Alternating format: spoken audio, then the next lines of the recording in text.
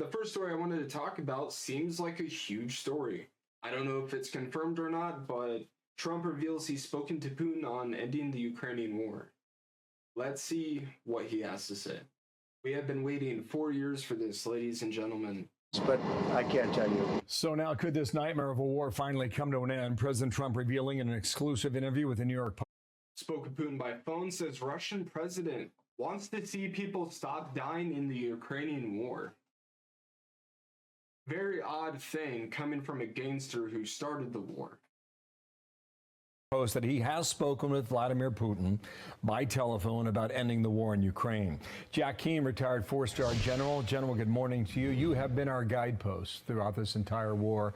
Welcome back here on this Monday morning. To Miranda Devine, New York Post, he said, I hope it's fast. Every day people are dying. This war is so bad in Ukraine. I want to end this damn thing, end quote. Semaphore reports this morning that Keith Kellogg, the general, has apparently said that he will give 3 options to the president by the end of this week on what could possibly happen with the war. How do you see it? How do we end it? Can we do it? I think Russia needs to be punished no matter what. I mean, we've punished Germany how many times in the last 100 years because of all the wars they've started, all the death and damage they've dealt, all the homes they've ruined, families they've separated. We find them quite a bit. So I really hope we do the same thing to Russia. Well, certainly to end it, you know, obviously the two parties got to want to end it. I know for a fact that Ukraine wants to end this war, so do their people, and they've actually made some concessions to accommodate that. In other words, what, begging for a ceasefire every other week? They're willing to give up territory to Russia, the territory that they're currently occupying. Appeasement? How did that turn out for Sudetenland? Russia doesn't want to enter into negotiations right now. I think he will continue to talk to the president, maybe even meet with the president, because it gives Putin significant legitimacy to be dealing with the world's #1 superpower. You know, Putin is far from that status, to be sure. But Putin is going to play tough and likely will want some concessions just to go into negotiations. And I think we all have to know and recognize, I know the president knows it, that a ceasefire and some kind of agreement would just be a temporary pause in Putin's mind to returning to his aspirations to take control of Ukraine at some point. Yeah, and he's always wanted to take control of Ukraine, and you can actually prove this if you just think about the history of it all. He's always wanted to take Ukraine. He's talked about it in the past. And then we get to Trump. He becomes president. Can't do anything. The second Biden comes in and Trump is out, he starts the Ukrainian war.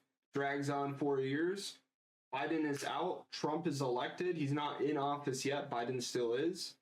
Putin ends the war. Well, he doesn't end the war. He ceasefired the Ukrainian war.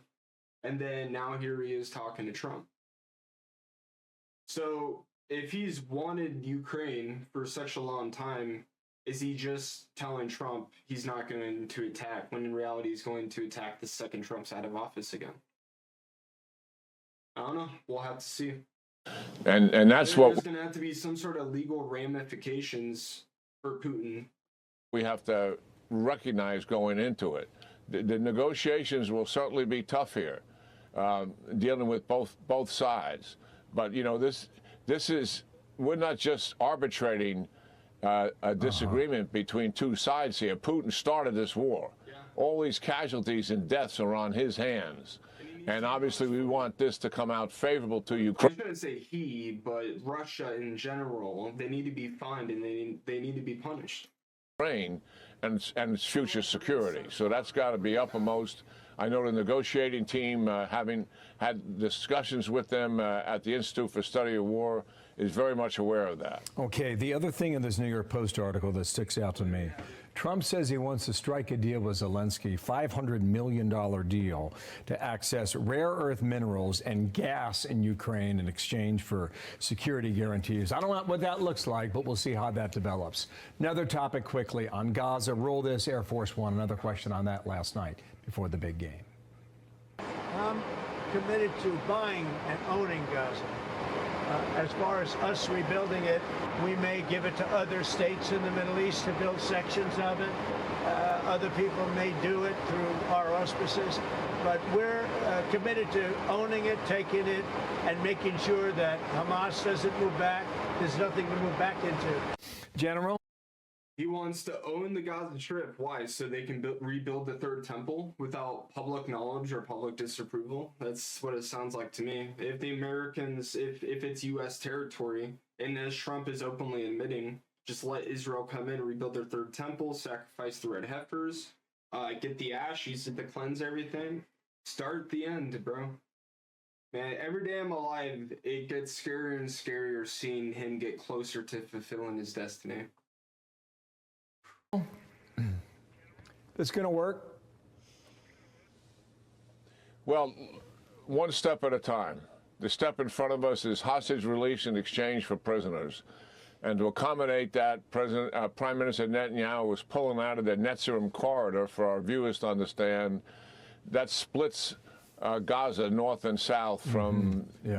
Well, anyways, I think that's really it. I think they're just going to ramble on, but hopefully the Ukrainian war does end and Putin actually means it this time. We're going to have some sort of, I said legal ramifications, but he's not an American citizen. I don't know how we're going to do it, but we're going to have to set some sort of warning the world is going to have to for if Putin acts out of control again.